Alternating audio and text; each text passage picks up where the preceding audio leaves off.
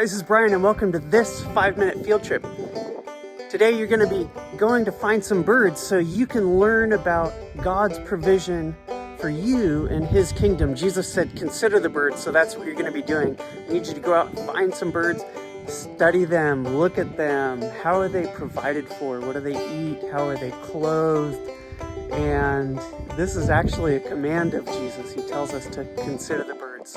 So go out there and find some birds and connect them to God's really real kingdom. Have fun with this.